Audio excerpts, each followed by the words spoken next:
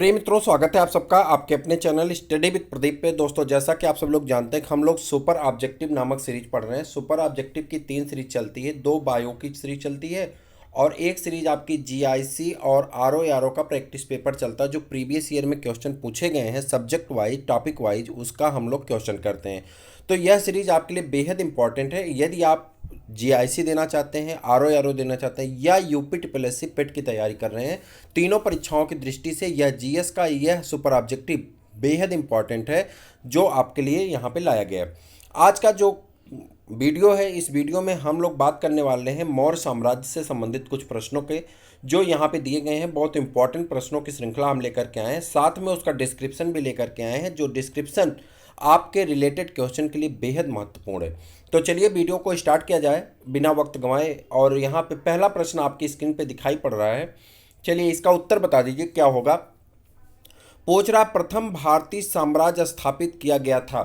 प्रश्न पूछा जा रहा है, प्रथम भारतीय साम्राज्य स्थापित किया गया था, आपको इसका आंसर बताना है।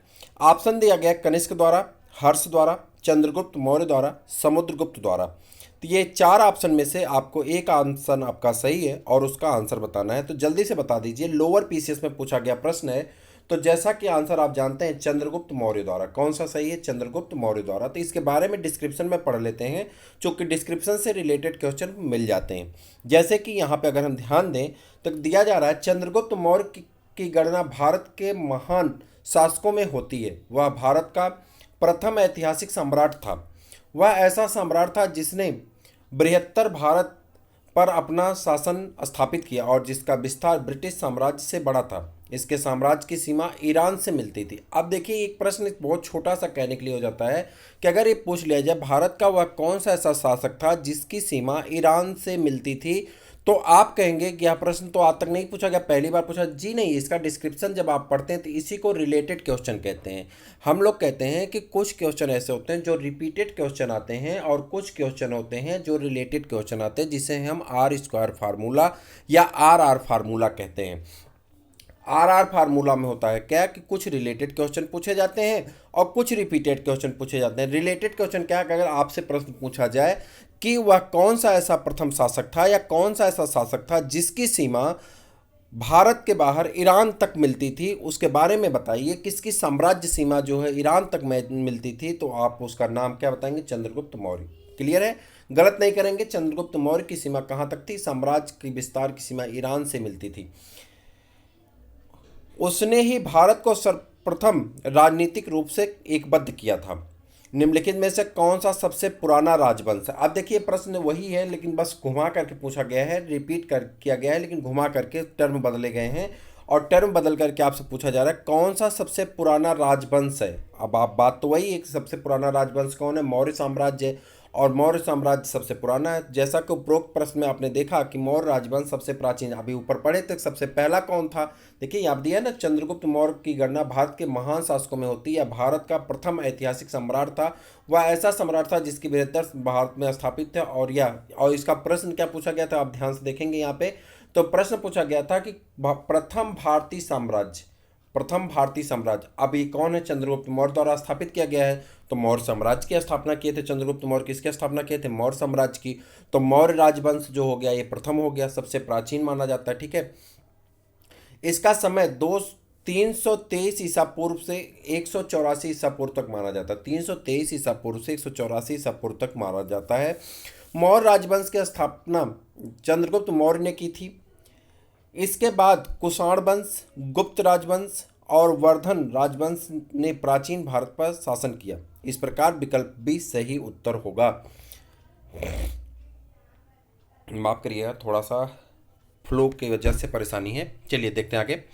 जिसके ग्रंथ में, ध्यान से देखते हैं तीसरा नंबर का प्रश्न, जिसके ग्रंथ में चंद्रगुप्त मौर्य का विशिष्ट रूप से वर्णन हुआ है वह है। कह रहा है जिसके ग्रंथ में चंद्रगुप्त मौर्य के बारे में वर्णन किया गया है, विशेष वर्णन किया गया है, वह है कौन है, उसी के बारे में बताना है। भास हैं, शूद्रक हैं, विशाखा दत्त हैं या अश्वघोष हैं। तो यहाँ पे आप कहेंगे विशाखा दत्त। और विशाखा दत्त की कृतियाँ बहुत पूछी जाती हैं भाई साहब, नोट कर लीजिए। अगर आप टेट का पेपर दे रहे हैं या आप जो है क्या कहते हैं किसी टीचिंग एग्जाम का पेपर देते हैं या जीआईसी का पेपर देंगे या आपका आरओ में, अक्सर पूछा जाता है कि विशाखा दत्त द्वारा रचित, या ऐसे पूछ लेता मुद्रा राक्षस की रचयिता कौन है। तो ये बहुत बार पूछा गया प्रश्न है, हमारे समझ से तो हर एक एग्जाम में घुमा फिरा करके पूछा ही जाता है।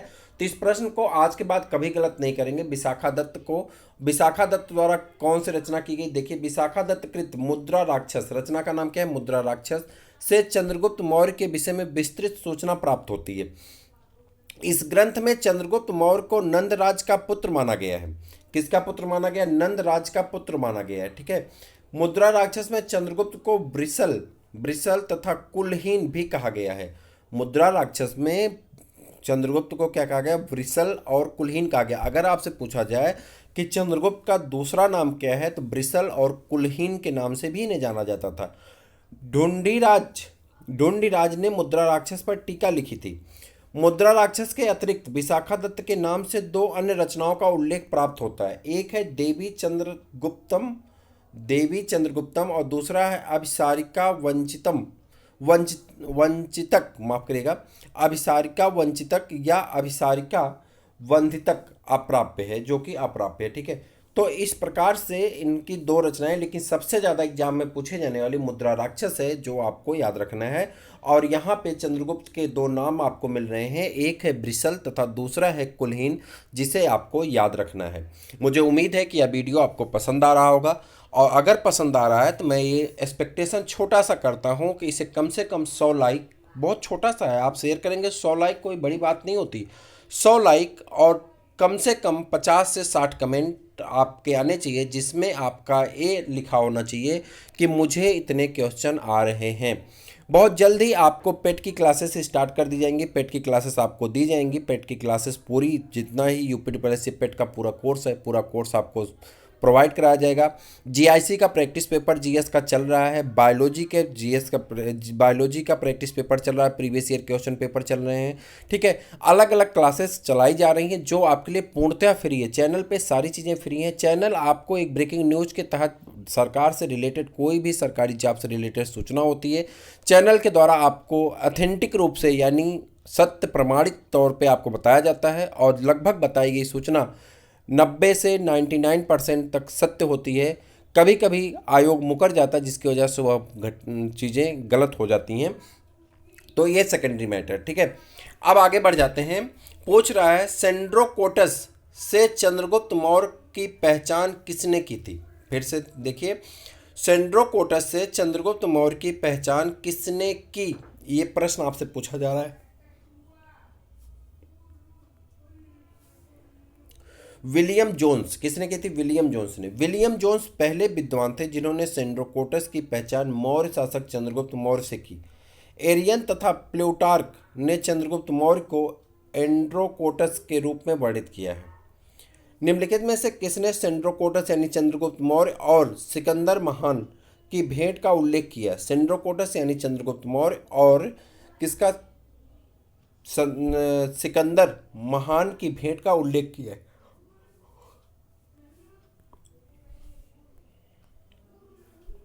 जस्टिन ने सेंड्रोकोटस, चंद्रगुप्त मौर्य और सिकंदर महान की भेंट का उल्लेख किया है। कौटिल्य प्रधानमंत्री थे। पूछ रहा है कौटिल्य किसके प्रधानमंत्री थे, कौटिल्य प्रधानमंत्री थे किसके, तो ये आपको बताना है। कौटिल्य प्रधानमंत्री थे चंद्रगुप्त मौर्य के। किसके प्रधानमंत्री थे, चंद्रगुप्त मौर्य के।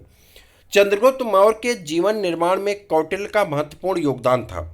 वह इतिहास में विष्णुगुप्त तथा चाणक्य, इन दो नामों से भी विख्यात हैं। चंद्रगुप्त का दूसरा नाम, माफ करिएगा, यहाँ पे कह रहा है कि वह इतिहास में चंद्रगुप्त, कौटिल्य जो है वह किसके लिए आया, कौटिल्य के लिए। कौटिल्य का महत्वपूर्ण योगदान है चंद्रगुप्त मौर्य को राजा बनाने में। किसका योगदान है, कौटिल्य का।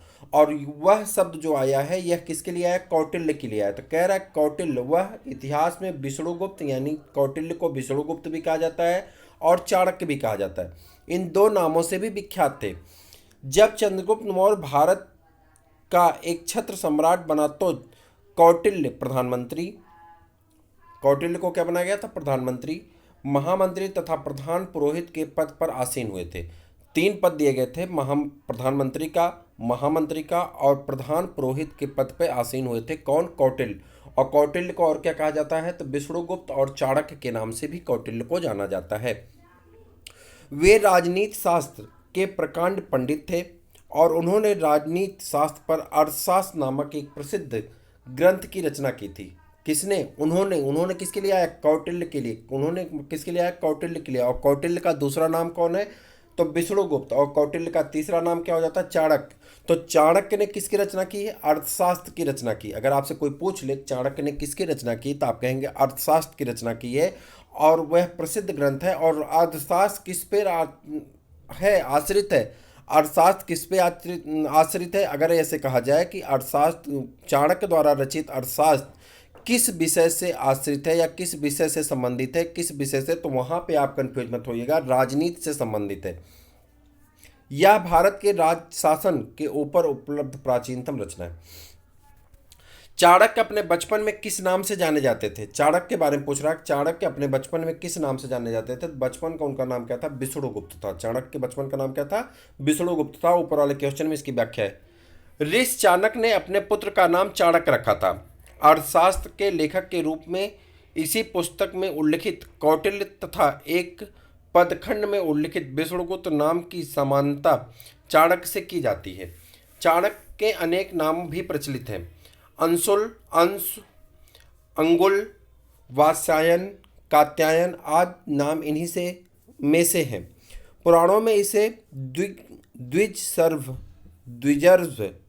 यानी श्रेष्ठ ब्राह्मण कहा गया है। द्विजर्व, द्विजर्व क्या लिखा गया है, सॉरी माफ करिएगा, द्विजर्व्स, ठीक, यानी श्रेष्ठ ब्राह्मण होता है, कहा गया है। प्रश्न में बचपन के नाम की बात कही गई है। चाणक्य पर विशेष अध्ययन करने वाले विद्वान ट्रॉटमैन के अनुसार चाणक्य का तथा कौटिल्य नाम चाणक्य के गोत्र नाम को हो सकते हैं। इसी प्रकार अनेक विद्वानों ने यह निष्कर्ष निर्गत किया है कि चाणक्य तथा विष्णुगुप्त और कौटिल्य अलग अलग व्यक्ति हैं। आयोग ने इस प्रश्न का उत्तर विष्णुगुप्त अपनी वेबसाइट पर प्रदर्शित किया था। इसके अनुसार विष्णुगुप्त आपका सही आंसर हो। देखिए, इतिहास में जब आप प्राचीन भारत का इतिहास पढ़ेंगे तो वहाँ पे बहुत सारे एक्सेप्शन मिलेंगे। अलग अलग इतिहासकार अलग अलग चीज़ों पे अलग अलग मत देते हैं और उस मत को अलग अलग जगह अलग अलग बुकों में अलग अलग प्रकार से लिखा जाता है, जो एक डिस्कस का माहौल बना देता है। अक्सर अपने मित्रों में हम आप चर्चा करते हुए किसी बात पे रिजिड हो जाते हैं। रिजिड मतलब होता है जिद्दी हो जाते हैं, और जिद्दी होकर के हम लगातार अपनी बातों को मनवाने की कोशिश करते हैं। हम भी सही होते हैं और हमारा मित्र भी सही होता है, लेकिन हमें लगता है कि सिर्फ चूंकि जो मित्र बता रहा होता है उस पुस्तक को हम नहीं पढ़े होते हैं, और जो हम बता रहे होते हैं उस पुस्तक को शायद मित्र नहीं पढ़ा होता है, जिसकी वजह से समस्या खड़ी होती है। अब बात ये आती है कि हमारे आपके लड़ने से आंसर तो बदलेगा नहीं। आयोग द्वारा जो आंसर सही माना जाता है, मुख्यतः उन्हीं आंसर को हमें याद रखना पड़ता है, ताकि वह आंसर अगर दोबारा क्वेश्चन पूछे जाए तो उसी आंसर को हमें टिक करना होता, ताकि हमारा क्वेश्चन सही हो जाए। और इसी बात पे कई बार केस भी होता है कि अगर 2011 में, 2012 में, 2010 में इस आंसर को सही माना गया था, तो 2020 में इस आंसर को सही क्यों नहीं माना जाएगा, 2021 में इस आंसर को सही क्यों नहीं माना जाएगा।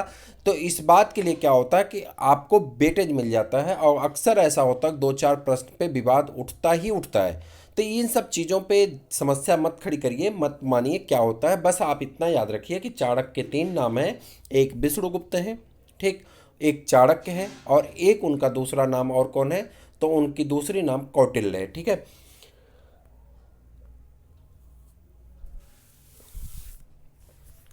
फिर पूछ रहा चाणक्य का अन्य नाम था।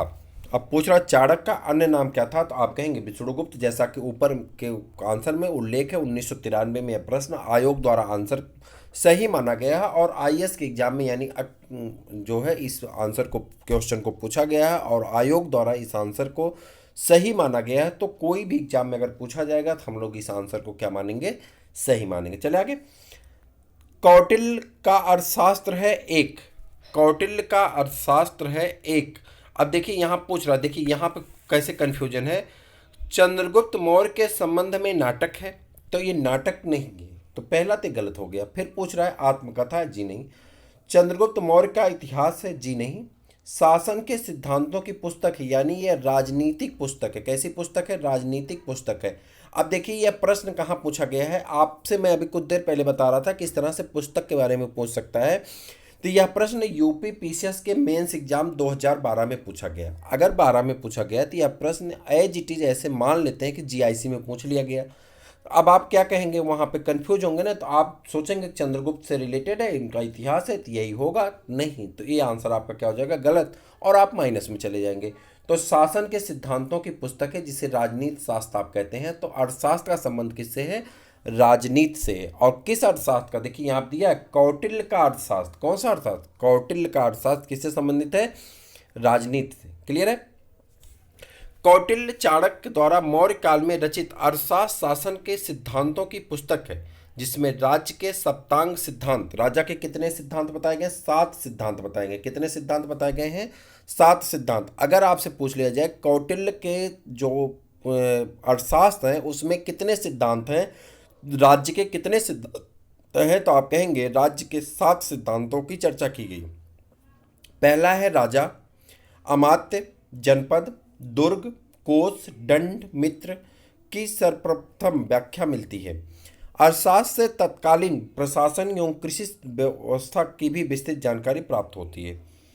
निम्नलिखित में से राज्य के सप्तांग सिद्धांतों के अनुसार राज्य का 7वां अंग कौन सा होगा। देखिए प्रश्न, देखिए खाली यूपी पीसीएस प्री और री एग्जाम में 2015 में पूछा गया। ध्यान से देखिए, निम्नलिखित में से राज्य के सप्तांग सिद्धांत के अनुसार राज्य का 7वां अंग कौन सा होगा। देखिए 7वां अंग कौन सा है, तो 7वां अंग कौन है, मित्र है। 7वां अंग कौन है, मित्र है। आप देखिए, आपसे यहाँ पे प्रश्न क्या पूछा गया था, पुस्तक के बारे में, और यही इसके डिस्क्रिप्शन में अगर आप देखें तो मित्र के बारे में दिया गया, पहला, दूसरा, तीसरा, चौथा, पांचवा, छठा, सातवां। ठीक। और फिर दो, ये प्रश्न कब पूछा गया, 12 में, और 15 में रिलेटेड क्वेश्चन कैसे पूछा गया। देखिए अगर आप व्याख्या कोई पढ़ा होगा स्टूडेंट उस समय, तो वो व्याख्या पढ़ करके अपना क्वेश्चन सही कर लिया होगा कि नहीं कर लिया होगा, आप कमेंट करके हाँ या ना में जवाब दीजिएगा। 100 लाइक का टारगेट है, मुझे उम्मीद है कि आप जरूर पूरा कराएंगे। तो अब बात यहाँ पर कर रहे हैं कि 7वां अंक कौन होता है, मित्र होता है। चलें अब आगे। कह रहा है सुहृद यानी मृत, सुहृद, सु मतलब सुंदर, हृद मतलब हृदय वाला। जो व्यक्ति सुंदर हृदय वाला होता है वह क्या होता है, मित्र होता है। और जिसके अंदर कुहृद होता है, कु मतलब होता है दुष्ट, हृद मतलब हृदय वाला, जो दुष्ट हृदय वाला होता है, कपटी हृदय वाला होता है, वो कभी मित्र नहीं हो सकता, वो सर्वथा शत्रु ही होता है। जैसा आपने कभी सुना होगा कहीं पे कि जब राम धरती पे आते हैं, कृष्ण का धरती पे अवतार होता है, तो राम और कृष्ण दुनिया में हर एक व्यक्ति को नहीं मिले हैं। ना तो सभी महात्मा को मिले हैं, ना ही सभी संत को मिले हैं, ना ही सभी प्राणियों को मिले हैं, बल्कि सभी प्रेमियों को मिले हैं। किसको मिले हैं, सभी प्रेमियों को मिले हैं, जिन्होंने प्रेम किया, जिनका हृदय कैसा था, कोमल था, जिनका हृदय प्यार से भरा हुआ था, उनको मिले हैं। जिसका हृदय प्यार से भरा होता है उसका सब मित्र होते हैं। जिसके हृदय में कपट होती, छल होती, ईर्ष्या होती, जलन होती, नफरत होती है, उसका कोई मित्र नहीं होता है। जैसे वो दूसरे को दगा देने को सोचता है, लोग उसे भी दगा ही देते हैं। तो अपने अंदर सुहृदय का विकास करिए। देखिए कोई फिलॉसफी नहीं चल रही, बात आ गई थी तो मैं बता दिया। तो आप अपने अंदर जो कहते हैं ना कि पॉजिटिव एनर्जी का संचार करिए, अपने अंदर अच्छे विचार लाइए, जिससे प्रकृति के हर एक लोग आपके मित्र बनेंगे। मैं ये नहीं समझ पाता, देशभक्ति इसे नहीं कहते हैं भाई, मैं अपने देश को सुरक्षित रखूं, ये अच्छी बात है, इसे देशभक्ति कहते हैं। लेकिन हम पड़ोसी देश के लोगों को मार डालेंगे, यह देशभक्ति नहीं है। ठीक है, ये मुझे थोड़ा सा बुरा लगता है। पर्टिकुलरली मैं अपनी बात कर रहा हूँ, मैं और लोगों की बात नहीं कर रहा हूँ। यदि कोई दुश्मन है, कोई गलत है, तो उसे दंड देना सही है, लेकिन किसी देश को दंड देना ये नहीं सही। वहाँ की कानून व्यवस्था खराब होगी, वो आपस में कट मर जाएंगे। तो उसी तरह से जैसे कोई व्यक्ति होगा जो आपके साथ छल करेगा, कपट करेगा, आपको धोखा देगा, वो खुद ब खुद किसी न किसी से धोखा पा जाएगा, उसकी आंखें खुल जाएंगी, वो आपसे भी दूर चला जाएगा, वो आपके पास नहीं आएगा। ठीक है, वो खुद ही अपने कृत्य में अपने आप डूबता चला जाता है। ये ज़्यादा हो रहा है अब लेक्चर, तो इस सब चीज़ों को छोड़ देते हैं। सुहृद मतलब होता है मित्र। ठीक है, राज्य के सप्तांग सिद्धांत के अनुसार राज्य का 7वां अंग है। जो राज्य का आपने वो पढ़ा होगा ना कि कैसे था कि वैद्य, गुरु और मित्र, प्रे बोले भयास, राज धर्म धन तीन कर होए बेकहीं नाश। मंत्री गुरु और वैद्य, ठीक है, मंत्री गुरु और वैद्य, अगर ये तीन, तो मित्र जो होगा वो अगर राजा के पास होगा तो वो राजा को सही सलाह देगा, और राजा को सही सलाह देगा तो राज्य का विस्तार तेजी से होगा। तभी तो ईरान तक पहुंच गए। सोचो, ईरान तक का जो है मौर्य वंश ईरान तक फैला था, तो कहीं ना कहीं मित्र एक अंग रहा होगा। ठीक। सुहृद में यानी मित्र राज के कान हैं। सुहृद क्या है? मित्र क्या है? राज्य के कान हैं। राजा के मित्र शांति एवं युद्ध काल दोनों में उसकी सहायता करते हैं। मित्र क्या होते हैं? जो आपको हर वक्त आपके सहायक हों, आपके साथ हों, आपके दुख सुख में सब जगह आपके साथ खड़े हों, उन्हीं को तो मित्र कहते हैं। भाई दुश्मन तो आपके सुख में विघ्न डालने के लिए ही पैदा हुआ है, उसको तो विघ्न नहीं डालना है। वो आपको, अगर आप सुकून से 2 रोटी खा लिए तो उसको जलन हो जाएगी। उसको इस बात से कोई लालसा नहीं है कि भाई उसका लड़का जो है क्या कर रहा है, उसके बच्चे क्या कर रहे हैं, उसकी बेटी क्या कर रही है, उसकी बहू क्या कर रही है, इससे कोई मतलब नहीं है। लेकिन पड़ोसी का लड़का जा कर के पढ़ाई कर रहा है, स्टडी विद प्रदीप से पढ़ रहा है, तो कहेगा ये चैनल ख़राब है, इसे सब्सक्राइब मत करना। तो आप ऐसे तो है नहीं, आप सब्सक्राइब कर लिए होंगे। ठीक। तो है क्या कि यहाँ से युद्ध काल में और शांति काल में दोनों जगह मित्र आपके साथ होता है। ठीक है। इस संबंध में कौटिल्य सहज यानी आदर्श और कृत्रिम मित्र में भेद बताते हैं। 2 मित्र होते हैं, एक आदर्श मित्र होता है और एक कृत्रिम मित्र होता है। कृत्रिम सामान आप जानते हैं जिसे रेडीमेड कहा जाता है, और एक आदर्श होता है जिसे प्राकृतिक कहते हैं। तो प्राकृतिक और कृत्रिम मित्र में भेद है। सहज मित्र कृत्रिम मित्र से अधिक श्रेष्ठ होता है। जो सहज मित्र होता है यानी जो आदर्श मित्र होता है वो कृत्रिम मित्र से श्रेष्ठ होता है, जिसे आप साथी कहते हैं। कृत्रिम मित्र मतलब क्या होता है? साथी। जैसे आप मेला में चल रहे हैं तो आपके साथ बहुत सारे लोग चलते हैं। आप पेपर देने जाते हैं तो आपको बहुत सारे मित्र वहाँ पे मिल जाते हैं जो आप ही के साथ बैठ करके कंपटीशन में आपके साथ पेपर देते हैं। आप अपने उस मित्र की सहायता करने में उसे पेन भी देते हैं, लेकिन अंदर से आपको ये वो होता है कि उससे कंपटीट करके आगे बढ़ना है। देते होंगे, सब लोग करते हैं, अगर ज़रूरत पड़ जाती है तो आप अपनी पेन भी दे देते हैं उसे। इवेंट जो भी ज़रूरत पड़ती है उसे चाय नाश्ता भी कराते हैं अपने मित्रों को, अगर मिल जाता कोई तो, जिससे आपसे कोई पहचान नहीं, बस आपको सेंटर मिला, आपके साथ है, आपके साथ उसी एग्ज़ाम का पेपर देने आया है, आपके हम उम्र का है, इसलिए आप उसके क्या हो गए? मित्र हो गए। वह मित्र कैसा? कृत्रिम मित्र है, वो आपके साथ नहीं चलेगा। जैसे ही पेपर खत्म होगा आप अपनी बस पकड़ेंगे, अपनी बस पकड़ेंगे, अपने घर, आप अपने घर, फ़ोन नंबर लिए, 2-1 दिन बात होगी, 2-4 दिन के बाद बात खत्म होगी। इसमें हम महिला मित्र की बात नहीं कर रहे हैं। महिला मित्र को अगर आप नंबर देंगे तो आप ज़बरदस्ती का रात भर बात करेंगे, उसको छोड़ करके यहाँ पे बात की जा रही। जिस राजा के मित्र लोभी, कैसे? लालची। ठीक। कामी मतलब, कामी मतलब क्या होता है? हाँ, आप समझ गए, सही। और कायर, कायर मतलब डरपोक। कामी मतलब कैसा होता है? जो सेक्सुअल प्रवृत्ति का हो। ठीक है। अब मान लेते हैं कि राजा, जैसे मंत्रियों के साथ क्या होता है, क्यों राजनीति क्यों बदनाम है?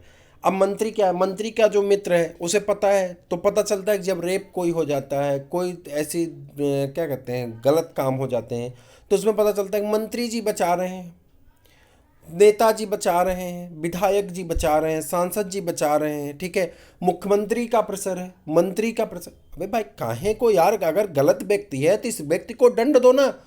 तो क्या होगा कि नहीं, उनका प्रेशर है इसलिए पुलिस वाले छोड़ दिए, तो ये गलत हो जाता है ना सीधे सीधे। तो अगर कोई आपका मित्र कामी प्रवृत्ति का होगा यानी गलत नेचर का होगा, तो वह राजा को हर बार बदनाम करेगा। हर सरकारें बदनाम हो जाती हैं तो राजा को बदनाम करेगा। तो कह रहा राजा का मित्र लोभी लालची नहीं होना चाहिए कि पता चला पुल बनवा रहा है तो 90% अपने ही खा के बैठ गया, पुल गिर गया साल भर में। कामी नहीं होना चाहिए, पता चला कि स्कूल में उद्घाटन करने गया तो स्कूल की ही बच्ची के साथ छेड़खानी शुरू कर दिया। और डरपोक तो पक्का नहीं होना चाहिए, अगर ज़रूरत पड़ जाए तो जान पे भी खेल जाए, दुश्मन की जान। उसका विनाश स्वयंभावी है। अगर ऐसा हुआ तो आपका विनाश पक्का है, आपका विनाश होना ही होना। अगर आपका मित्र लोभी होगा, कामी होगा और कायर होगा तो एक ना एक दिन आपको मरवाएगा पक्का। यह बात मैं नहीं कह रहा हूँ, यह बात किसने कही है? चाणक्य ने कही। किसने कही है? चाणक्य ने कही है। चाणक्य राजनीति में है, इसलिए आप अपना मित्र अच्छा बनाना। ठीक है। बहुत ज़्यादा हो गया, अब इतना नहीं। कौटिल्य के अर्थशास्त्र में किस पहलू पर प्रकाश डाला गया है?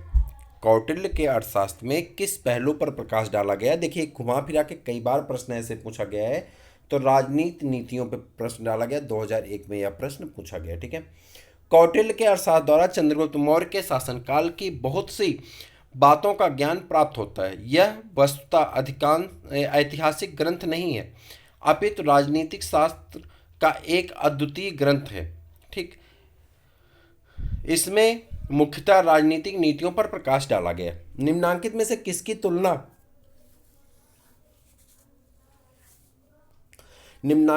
किसकी तुलना मैकियावेली के प्रिंस से की जा सकती है? मैकियावेली के प्रिंस से की जा सकती है, यानी मैकियावेली के राजा से किसकी तुलना की जा सकती है? कालिदास का मालविकाग्निमित्रम की, कौटिल्य के अर्थशास्त्र की, वात्स्यायन का कामसूत्र की, और तिरुवल्लुवर के तिरुकुरल की। तो यहाँ पे आप कहेंगे कौटिल्य के अर्थशास्त्र की किससे किया जा सकता है? मैकियावेली के प्रिंस से तुलना की जा सकती है। देखिए, अर्थशास्त्र राजनीति शास्त्र का एक अद्वितीय ग्रंथ है जिसकी तुलना मैकियावेली के प्रिंस से की जा सकती है। प्रिय मित्रों, जैसा कि आप सभी लोग जानते हैं, आप हमारे सहज मित्र हैं और आप सबके सहयोग से चैनल दिन प्रतिदिन अपनी ऊंचाई को छू रहा है। आपके लिए काम लगातार आगे बढ़ रहे हैं। हमारा प्रयास ये है कि हम आपके लिए बेहतर से बेहतर करते जाएंगे। बहुत जल्दी बहुत सारे सिस्टम ऐसे बना दिए जाएंगे जहां पे आपको फ्री में वो सारी एजुकेशन मिल जाएंगी जिसके लिए आप मोटी फीस देते हैं। बट बजट के अकॉर्डिंग अभी उतना फैसिलिटी और फैकल्टी मेरे पास दोनों नहीं है, जिसकी वजह से आपकी सारी चीज़ें क्रमबद्ध तरीके से धीरे धीरे चल रही हैं। लेकिन हम आपसे वादा करते हैं कि साल के व्यतीत होते होते आपको इसी चैनल पे वो सारी चीज़ें मिल जाएंगी जिस चीज़ों का आप एक्सपेक्टेशन करते हैं, जिस चीज़ों की आप उम्मीद करते हैं, वो सारी चीज़ें आपको फ्री में मिलेंगी। और मैं आपसे एक बात और कर दूं कि आपके लिए क्लास फ्री है, फ्री रहेगा। आप एकदम निश्चिंत रहें, आप आराम से पढ़ते रहें। मैं आपसे फीस नहीं लूँगा, बस थोड़ी सी वो है कि आप चैनल पे थोड़ा सा सपोर्ट कर देंगे। आप सबके सहयोग से, आप सबके सपोर्ट से चैनल ग्रो कर जाएगा। जब ग्रो कर जाएगा थोड़ी सी अर्निंग होने लगेगी। आप जानते हैं कि इस माहौल में सबको पैसे की आवश्यकता है। कोई भी चीज़ अगर मार्केट से खरीदने जाओ, जैसे मान लेते हैं मैं मोबाइल से वीडियो बना रहा हूँ, अब इस टेबलेट को चलाने के लिए हमारे पास, आईपैड को चलाने के लिए हमें क्या चाहिए? आईपैड को चलाने के लिए हमें पेन चाहिए। वह पेन हम मार्केट से खरीदने जाएंगे तो उसके लिए कास्ट देंगे। आईपैड खरीदने जाएंगे उसके लिए पैसा देंगे। तो पैसा तभी आएगा जब वीडियो प्ले होगी, रन होगी। तो अगर आप देखते हैं तो आप जो ऐड आती है उस ऐड को पूरा 5 सेकंड 7 सेकंड का ऐड होता है, उतनी देर चल जाने दिया करिए, उसी ऐड का पैसा मिलता है। ठीक है। तो उससे क्या होता है कि कुछ अर्निंग हो जाएगी। और कोशिश है कि चैनल को आप तक बहुत तेज़ी से बढ़ा करके बहुत अच्छे कोर्स के साथ आपको प्रोवाइड कराया जाएगा सारी चीज़ें, जो आपके आने वाले भविष्य को स्वर्णिम भविष्य में बदल सकता है। इसी उम्मीद विश्वास के साथ हम आज आपसे विदा लेंगे। फिर मिलते हैं किसी और वीडियो में, तब तक के लिए इजाज़त दीजिए। जय।